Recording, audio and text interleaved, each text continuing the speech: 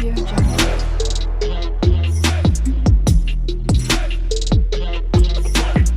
Audio Jungle.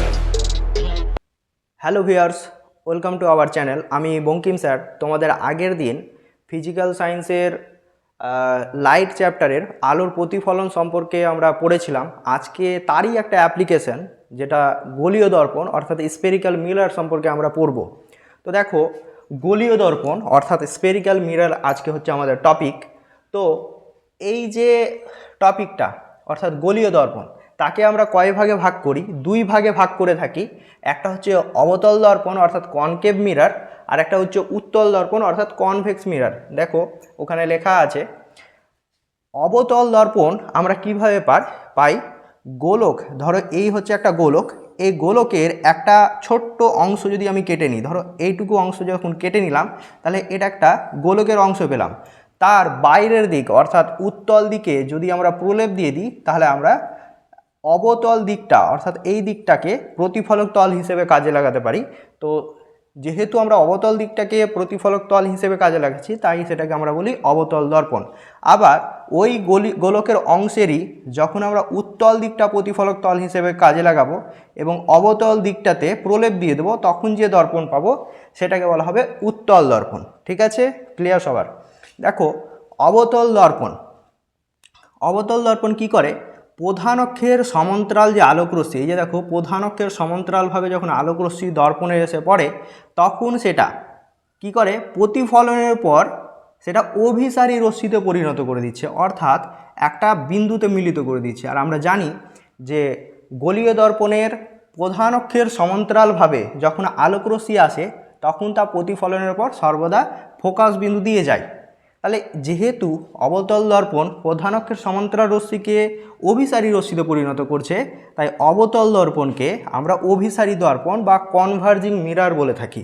এটা একটা important question, বিভিন্ন পরীক্ষায় আসে যে কোন দর্পণকে আমরা অভিসারী দর্পণ বা কনভার্জিং মিরর বলি। তাহলে অ্যান্সার হয়ে যাবে অবতল দর্পণ। তার কারণটা আমি বলে দিলাম।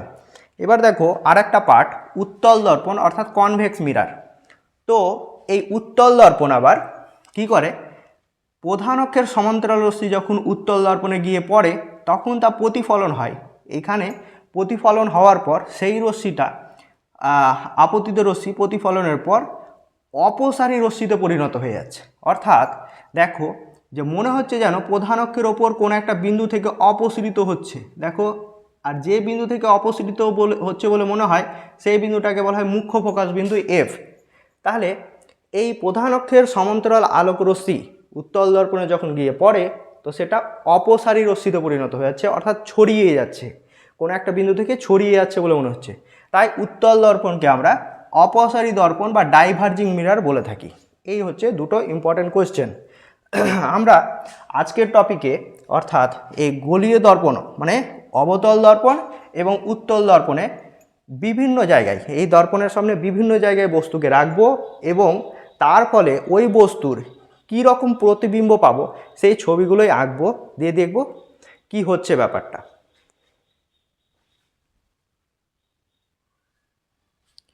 দেখো নেক্সট পয়েন্ট, অবতল দর্পণে কী রকমের প্রতিবিম্ব গঠিত হয়। তাহলে অবতল দর্পণের সামনে যখন যে কোনো বস্তুকে আমরা রাখি, মোট 4 ধরনের প্রতিবিম্ব পাই। কি? একটা হচ্ছে সদ, অবশীর্ষ এবং খর্বাকায়, অর্থাৎ বস্তুর আকারের তুলনায় ছোট। সদ, অবশীর্ষ এবং খর্বাকায়।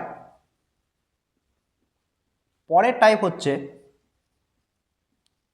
সদ অবশীর্ষ অর্থাৎ বাস্তব প্রতিবিম্ব, অবশীর্ষ কথার অর্থ উল্টো, ও বস্তুর আকারের সমান প্রতিবিম্ব পাই। বস্তুর আকারের সমান। 3 নম্বর টাইপের প্রতিবিম্ব হচ্ছে সদ অবশীর্ষ এবং বিবর্ধিত প্রতিবিম্ব, অর্থাৎ বাস্তব, উল্টো এবং বস্তুর আকারের তুলনায় বড়। বিবর্ধিত প্রতিবিম্ব 3 রকম হলো। আর একটা প্রতিবিম্ব পাই এই অবতল দর্পণে, সেটা হচ্ছে অসদ, সমশীর্ষ ও বিবর্ধিত প্রতিবিম্ব। এদের ইংলিশ টার্মগুলো তোমাকে মনে রাখতে হবে। সদ অবশিষ্ট কথার অর্থ হলো রিয়েল ইনভার্টেড অ্যান্ড ডিমিনিশড, অর্থাৎ খর্বাকায়।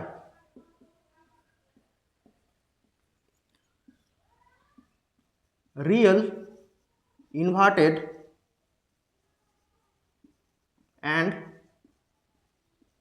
ইকুয়াল টু দ্য অবজেক্ট, অর্থাৎ বস্তুর আকারে সমান।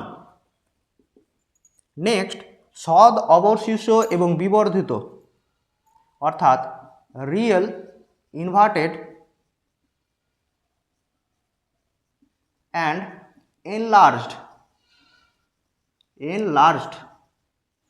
নেক্সট হচ্ছে অসৎ সমশীর্ষ বিবর্ধিত, অর্থাৎ ভার্চুয়াল ইরেক্ট অ্যান্ড এনলার্জড।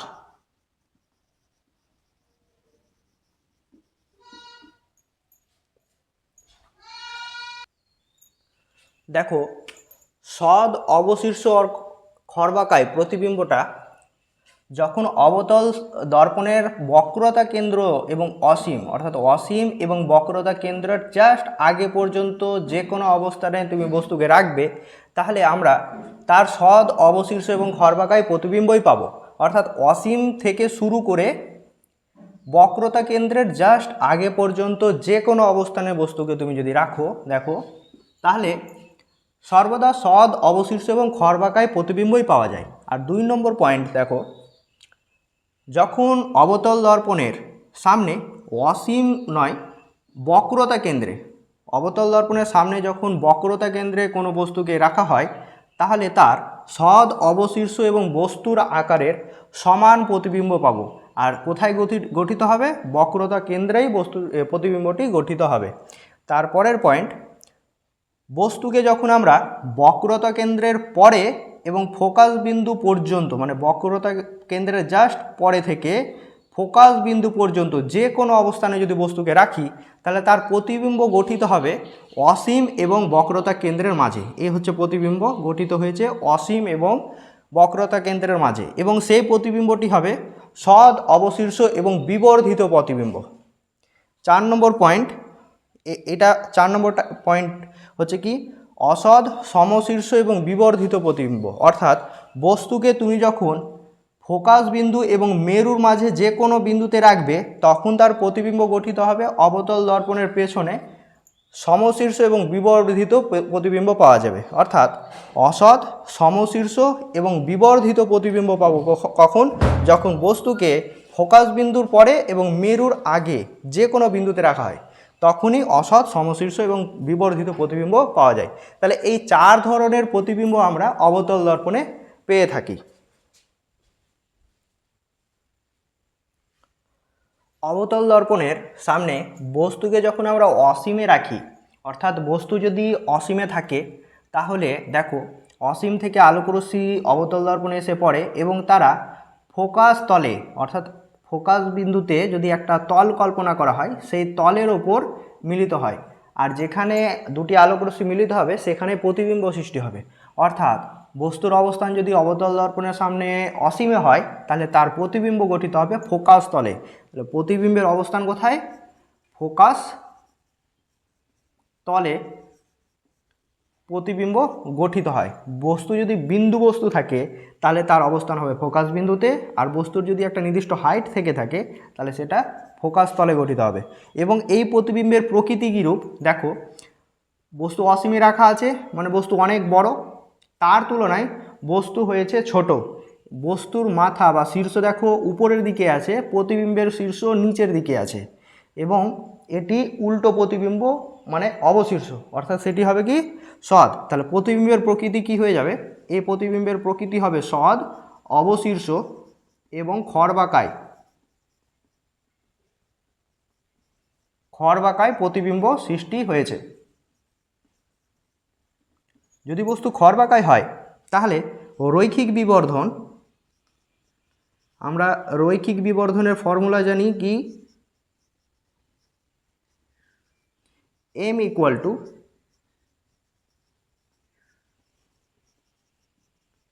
প্রতিবিম্বের আকার বাই বস্তুর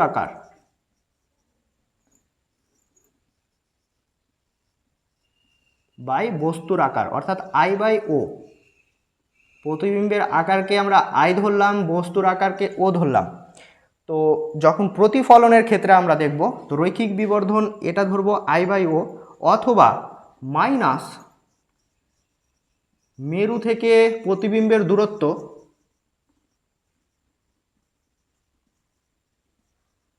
ভি ডিভাইডেড বাই বস্তুর দূরত্ব।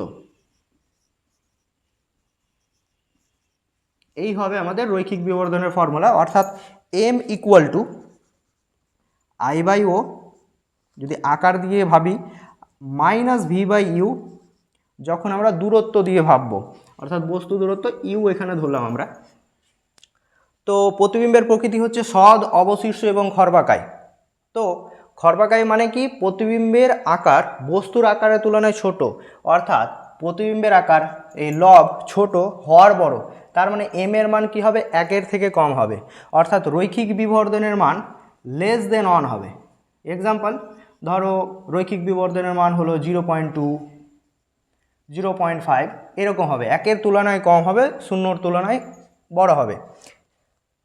এবং এই রৈখিক বিবর্ধনের চিহ্ন কি হবে? যখন বস্তু সৎ হয়, সৎ হতে গেলে আমরা এই দর্পণের ক্ষেত্রে প্রতিবিম্বের যে দূরত্ব সেটা নেগেটিভ হয়, অর্থাৎ ভি ফর্মুলাতে মাইনাস আছেই একটা, ভি হবে নেগেটিভ এবং ইউও হবে নেগেটিভ। তাহলে এই নেগেটিভ নেগেটিভ কেটে গেল, দিয়ে আলটিমেট নেগেটিভ আসবে। অর্থাৎ প্রতিবিম্ব যখন সৎ হবে তখন সর্বদাই রৈখিক বিবর্ধনের মান হবে নেগেটিভ। সৎ প্রতিবিম্বের ক্ষেত্রে রৈখিক বিবর্ধন নেগেটিভ হয়।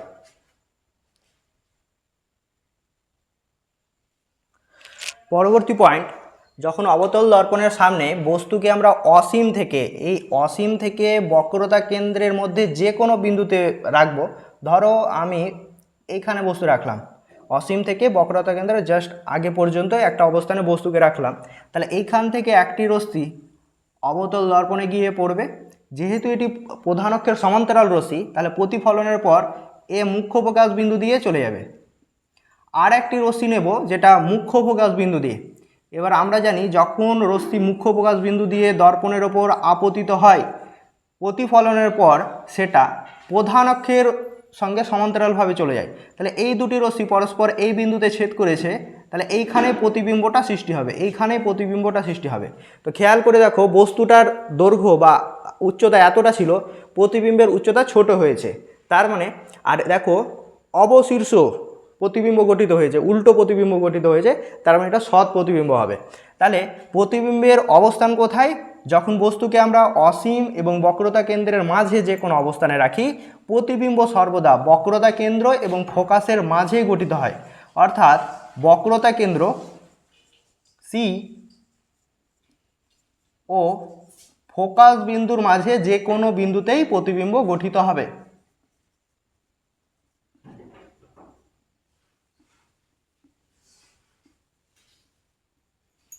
প্রতিবিম্বের প্রকৃতি কীরূপ হবে? প্রতিবিম্ব হবে সদ, অবশীর্ষ এবং খর্বাকায়, অর্থাৎ রৈখিক বিবর্ধনের মান 1-এর থেকে ছোট হবে। যেহেতু প্রতিবিম্বটি সদ, তাহলে রৈখিক বিবর্ধনের মান নেগেটিভ অর্থাৎ ঋণাত্মক হবে। পরবর্তী পয়েন্ট, যখন আমরা বস্তুকে বক্রতা কেন্দ্রের ওপর রাখবো, তখন দেখব যে প্রতিবিম্বটি কীরূপ হচ্ছে। তাহলে বস্তুকে আমরা রাখলাম বক্রতা কেন্দ্রে। যখন অবতল দর্পণের সামনে বস্তুকে বক্রতা কেন্দ্রে রাখা হয়, তাহলে প্রতিবিম্বটি কীরূপ গঠিত হচ্ছে দেখি।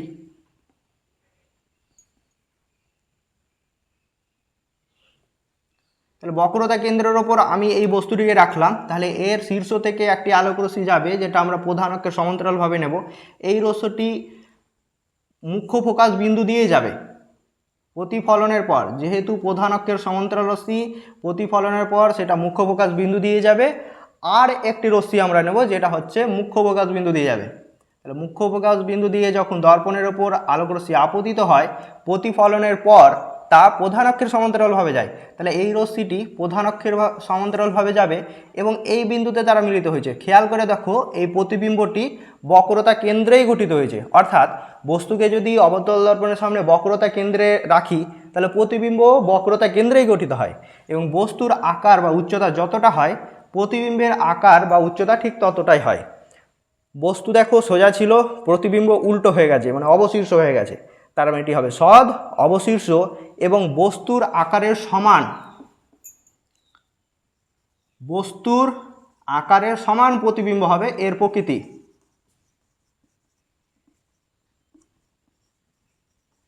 আর কোথায় গঠিত হচ্ছে?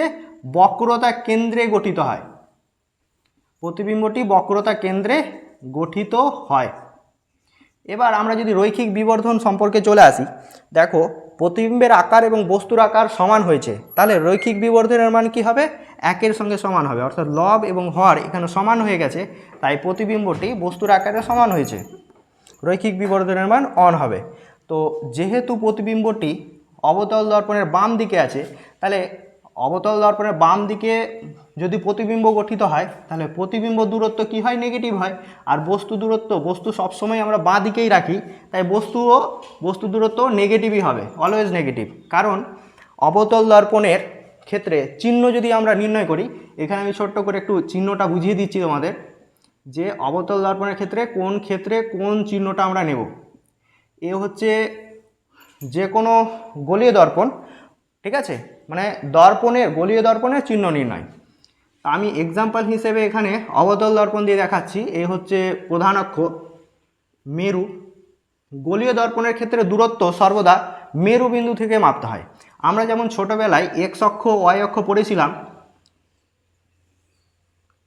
এইদিকে এক্স এর পজিটিভ দিক ছিল, এইদিকে এক্স এর নেগেটিভ দিক ছিল, ওয়াই এর পজিটিভ ওয়াই এর নেগেটিভ, এইভাবে লেখচিত্রের অঙ্কগুলো আমরা করতাম।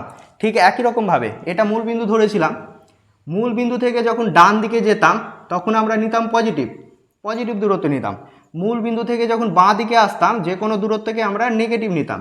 মূল বিন্দু থেকে উপরে উঠতে গেলে পজিটিভ নিতাম এবং নিচে নামতে গেলে নেগেটিভ লিখতাম। একই রকম এখানে মূল বিন্দুটা মেরুর মতো কাজ করে। অবতল দর্পণের ক্ষেত্রে এই মেরুকেই মূল বিন্দু ভাববো। তাহলে মেরু থেকে তুমি যদি ডান দিকে দূরত্ব মাপো তাহলে সেই দূরত্বটা হবে পজিটিভ। মেরু থেকে তুমি যদি বাঁ দিকে দূরত্ব মাপো যে কোনো দূরত্ব হবে নেগেটিভ। মেরু থেকে ওপরের দিকে যদি দূরত্ব মাপো সেটা হবে পজিটিভ এবং মেরু থেকে নিচের দিকে যদি দূরত্ব মাপো সেটা হবে নেগেটিভ। তাহলে বস্তুকে যখন আমরা বাঁ দিকে রাখছি, ধরো এই হচ্ছে বস্তু, তাহলে মেরু থেকেই আমি দূরত্ব মাপবো। মেরু থেকে বস্তুর দূরত্ব কত?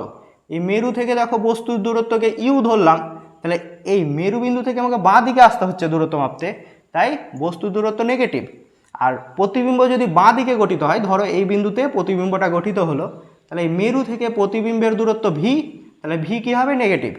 আর আমরা জানি যে অবতল দর্পণের ফোকাস বক্রতা কেন্দ্র যদি এই বিন্দু হয়, কারণ এটা হচ্ছে গোলকের একটা অংশ, এই গোলকের কেন্দ্র সি, আর ফোকাস কোথায় হয়?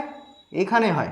তাহলে অবতল দর্পণের বক্রতা কেন্দ্র বাঁ দিকে, অর্থাৎ বক্রতা ব্যাসার্ধ আর, সেটাও হবে নেগেটিভ এবং ফোকাস দূরত্ব দেখো মেরু থেকে ফোকাস বিন্দুর যে দূরত্ব সেটাও আমাকে বাঁ দিকেই নির্ণয় করতে হচ্ছে, তাহলে ফোকাসও কী হবে? নেগেটিভ হবে। তাহলে অবতল দর্পণের ক্ষেত্রে কি কি চিহ্ন দেখো, যখন বস্তু বাঁ দিকে গঠিত হবে নেগেটিভ নেব, প্রতিবিম্ব যখন বাঁ দিকে গঠিত হবে নেগেটিভ নিব।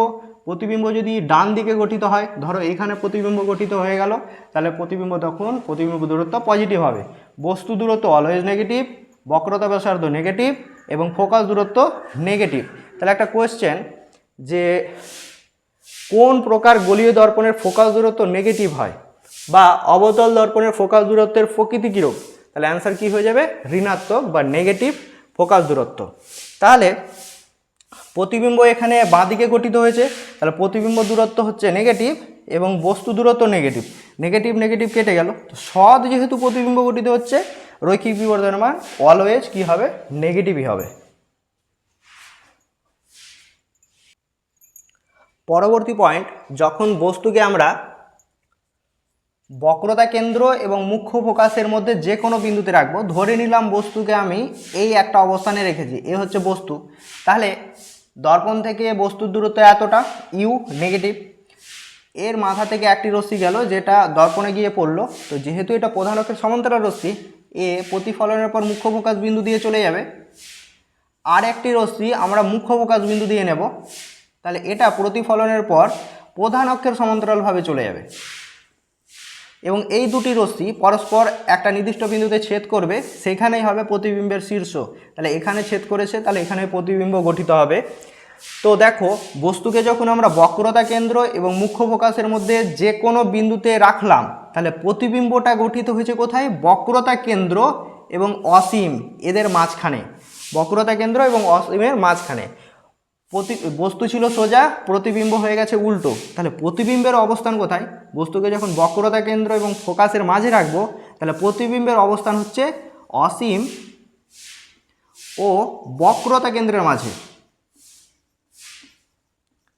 বক্রতা কেন্দ্রের মধ্যে যে কোনো বিন্দুতে প্রতিবিম্ব গঠিত হয়।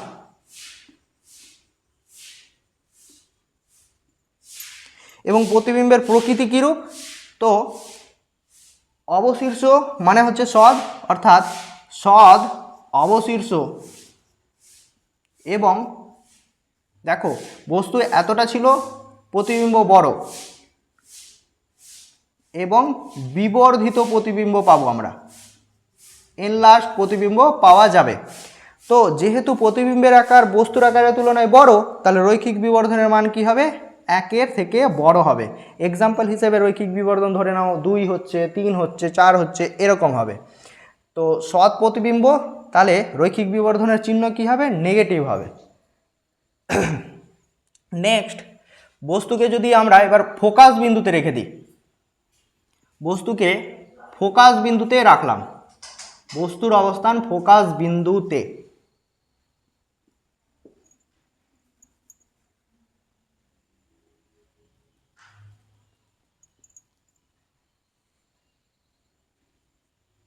এ হচ্ছে বস্তু, একটি রশ্মি যাবে প্রধান অক্ষের সমান্তরালভাবে এবং যেহেতু প্রধান অক্ষের সমান্তরালভাবে যাচ্ছে, প্রতিফলনের পর এই রশ্মিটি মুখ্য ফোকাস বিন্দু দিয়ে চলে গেল।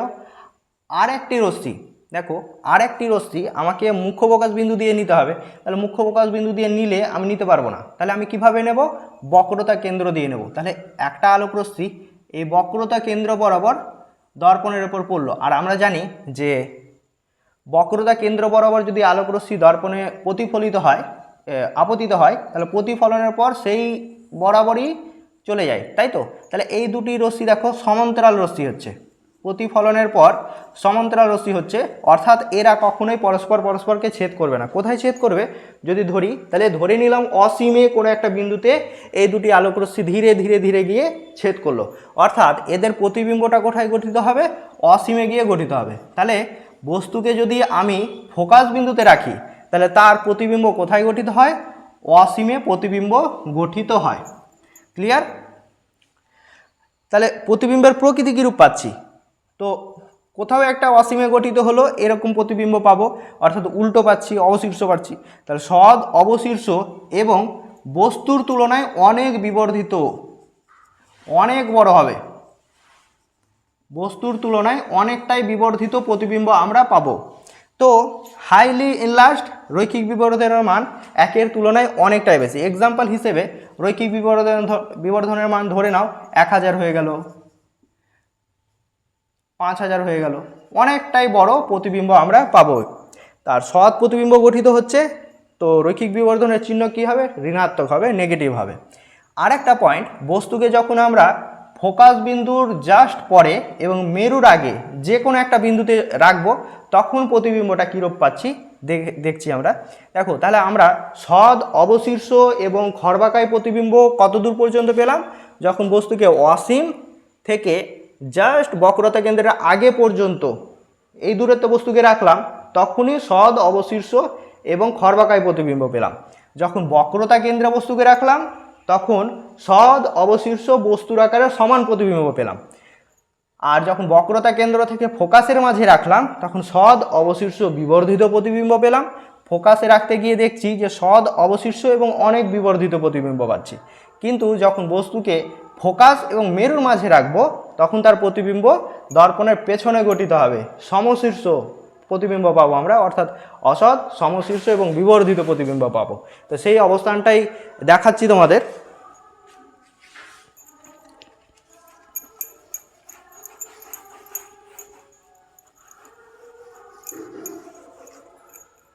তো বস্তুর অবস্থান এবার ফোকাস বিন্দু ও মেরুর মাঝে যে কোনো বিন্দুতে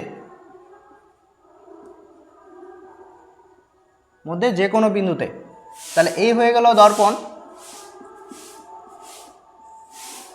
এই হলো মেরু, বক্রতা কেন্দ্র ফোকাস। তাহলে বস্তুকে ধরে নিলাম এখানে রাখছি, তাহলে একটি রশ্মি প্রধান অক্ষের সমান্তরালভাবে যাবে, যেটি প্রতিফলনের পর মুখ্য ফোকাস বিন্দু দিয়ে চলে যাবে। আর একটি রশ্মিকে আমরা বক্রতা কেন্দ্র বরাবর নেব, তাহলে এই রশ্মিটি বক্রতা কেন্দ্র বরাবর দর্পণে আপতিত হলো, প্রতিফলনের পর সেই রেখা বরাবরই চলে যাবে। তাহলে এই যে দুটি রশ্মি পরস্পর দেখো কি হচ্ছে, মনে হচ্ছে যেন একটা বিন্দু থেকে অপসারিত হচ্ছে। তাহলে এটাকে ডট ডট করে যদি পেছনে বাড়ানো যায়, তাহলে দেখো দর্পণের পেছনে একটা বিন্দুতে মিলিত হচ্ছে এবং মনে হচ্ছে এই বিন্দু থেকেই এই দুটি রশ্মি পরস্পর ছড়িয়ে যাচ্ছে।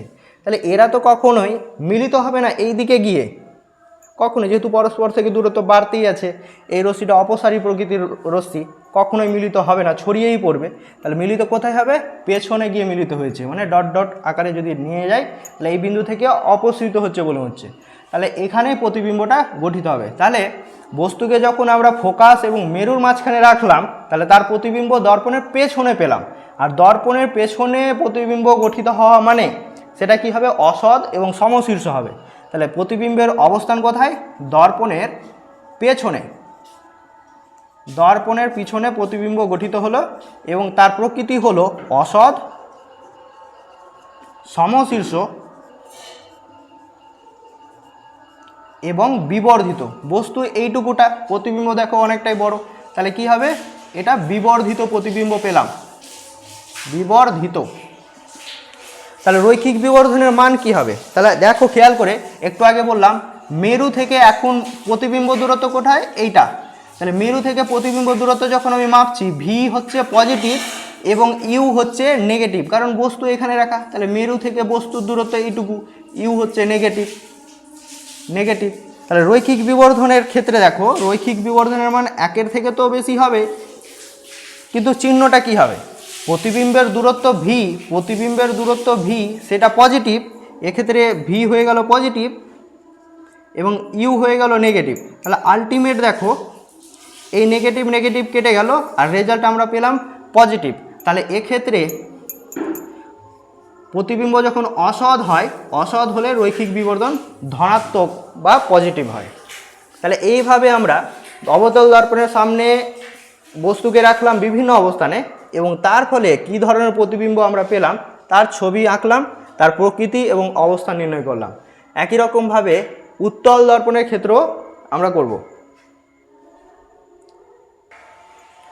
নেক্সট, উত্তল দর্পণের সামনে যদি আমরা যে কোনো অবস্থানে বস্তুকে রাখি, উত্তল দর্পণের সামনের দিকে এটা, পেছনের দিকে এটা, তাহলে উত্তল দর্পণের পেছনের দিকে বক্রতা কেন্দ্র এবং ফোকাস থাকে, ঠিক আছে?